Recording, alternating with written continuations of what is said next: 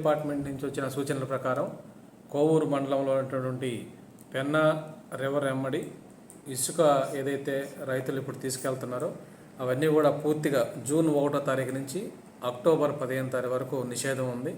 So ఈ మండలంలో ఉన్నటువంటి పెన్నా అనేది ఆనుకున్నటువంటి గ్రామాలలో ఎక్కడా కూడా ఇసుకను తీయడానికి వీలు లేదు. ఎవరికైనా ఇసుక అవసరమైతే మనకి అఫిషియల్ రీచ్ అయినటువంటి స్టాక్ యార్డు పోతిరెడ్డిపాలెం గ్రామం షుగర్ ఫ్యాక్టరీ నందు స్టాక్ యార్డు ఉంది. సో అక్కడి నుంచి ఎవరైనా సరే ఇసుకని తీసుకెళ్ళడానికి అనుమతి ఉంది. సో పెన్నా నది ఆనుకున్నటువంటి ఎక్కడా కూడా ఇసుక తరలించడానికి వీలు లేదు. ఆ విధంగా ఎవరైనా కనుక తరలించినట్లయితే వారిపైన చట్టపరమైన చర్యలు ఉంటాయి.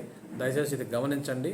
వెహికల్స్ కనుక సీజ్ చేసినట్లయితే మీకు క్రిమినల్ కేసులు కూడా నమోదు చేయడం జరుగుతుంది. సో ఎవరు కూడా పోతిరెడ్డిపాలెం స్టాక్ యార్డ్ నుంచి తప్ప మండలంలో ఎక్కడి నుంచి అయినా సరే ఇసుకని తీసుకెళ్ళడానికి వీలు లేదు.